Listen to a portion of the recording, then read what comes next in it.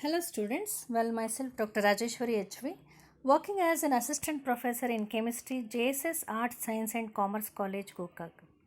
In this video, I will be handling the chapter Electronic Spectrum of BSc final year, 6th semester, Chemistry Paper 1. This is my first session on electronic spectrum.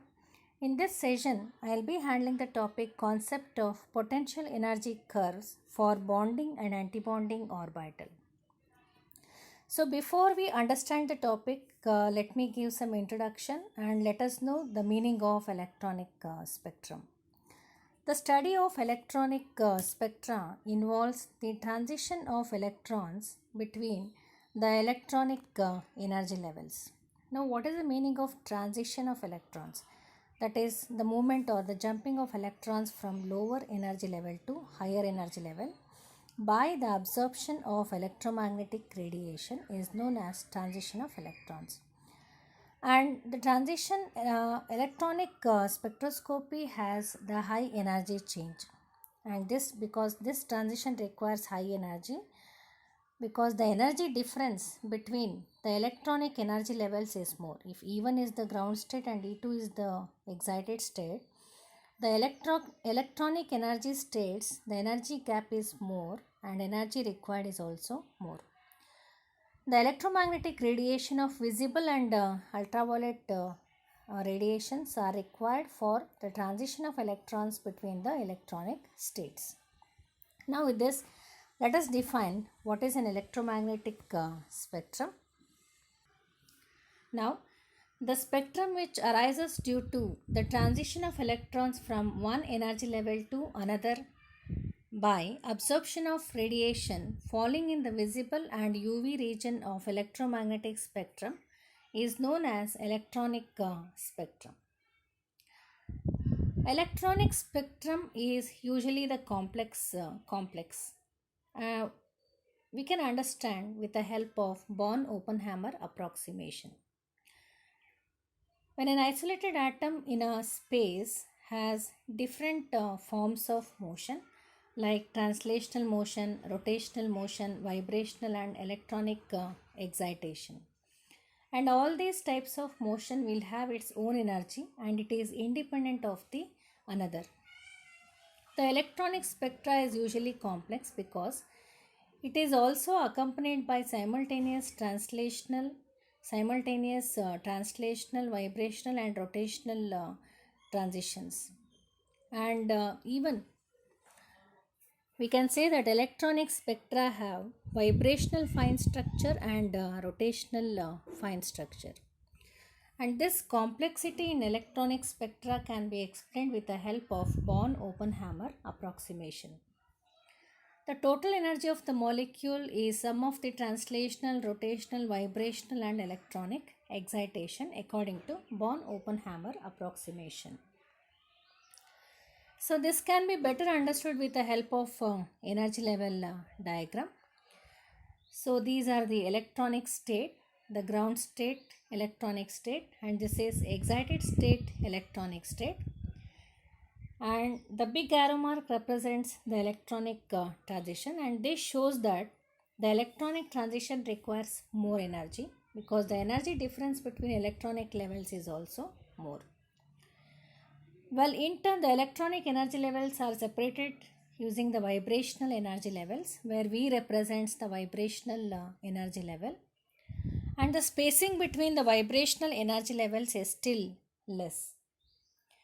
The vibrational energy levels are, of course, in turn divided into rotational energy levels, and the spacing is still less.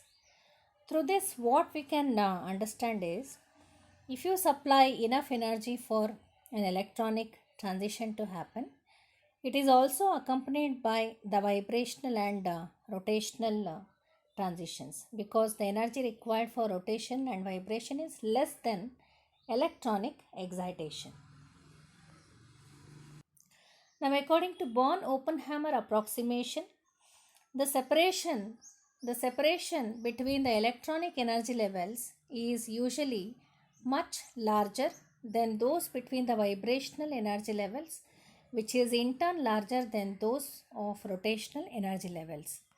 So this simplification rather referred to as Born-Oppenheimer approximation, that is energy due to electronic is more than vibration, which is in turn more than rotation and translational motion. Now Born-Oppenheimer approximation is simplified using this expression. The total energy of the molecule is sum of only rotation, vibration and electronic excitation. In this expression, translational energy is neglected because the translational energy cannot be quantified and the energy required for translational energy is very small. So Born-Oppenheimer approximation is simplified as the total energy is due to rotation, vibration and electronic excitation only. Since we have to know about the potential energy curve for bonding and antibonding orbital, let us first understand the meaning of potential energy curve. So it's a curve of potential energy along the y-axis and internuclear distance along the x-axis. And we have two curves here. The green curve represents the harmonic oscillator curve, and the blue one is a Morse potential, and we are discussing only the Morse potential here. The Morse potential curve is because of two type of interaction, attractive as well as the repulsive interaction. And this line in the curve represents the attractive interactions, whereas this line represents the repulsive interaction.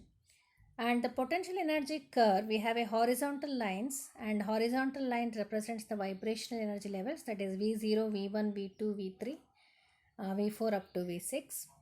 And the dotted line is the dissociation energy. When you increase the energy of the molecule, the internuclear distance keeps on increasing, and at some point the molecule dissociates to give the atoms. This is known as dissociation energy. And this situation is usually less. That is, situation of dissociation of molecules into atoms is less. When you keep on increasing the energy of the molecule, the electron jumps from lower to higher energy level. Electronic excitation happens.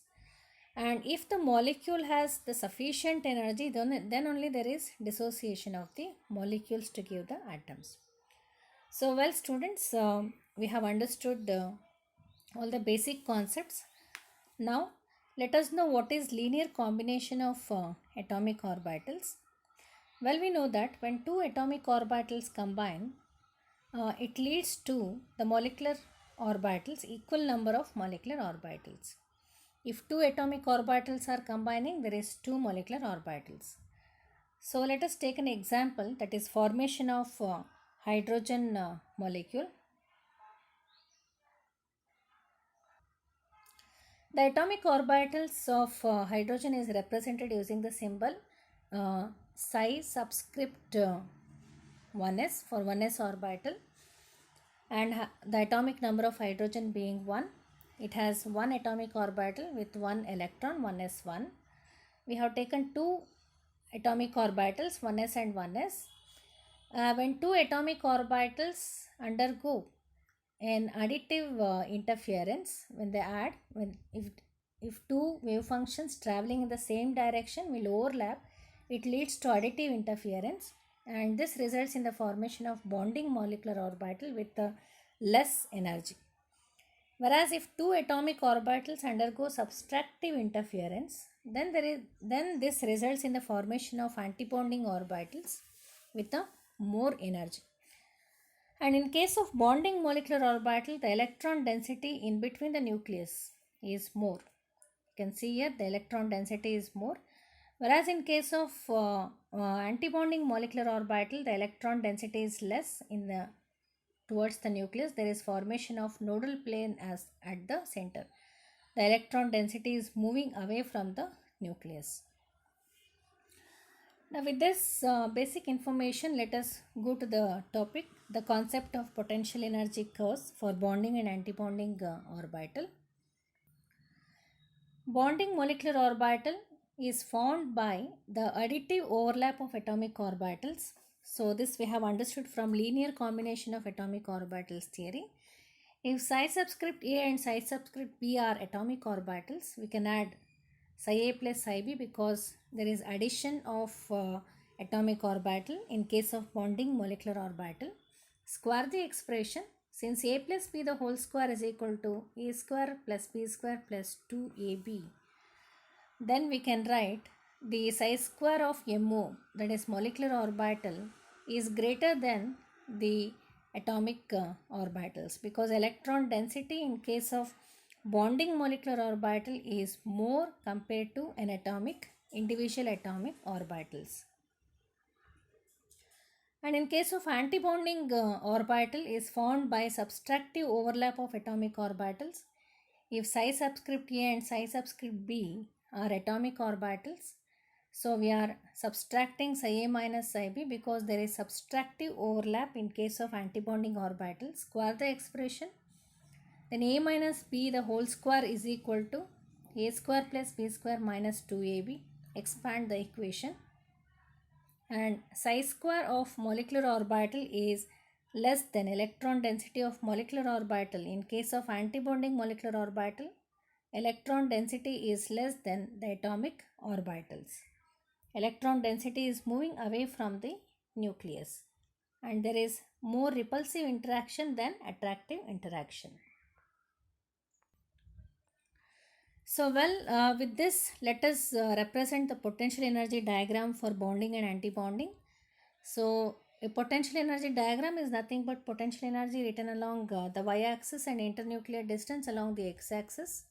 So we have two curves here. One is for bonding and another one for the antibonding. The bonding has less energy compared to antibonding, and the bonding mainly represents the attractive interactions and the antibonding represents repulsive interaction.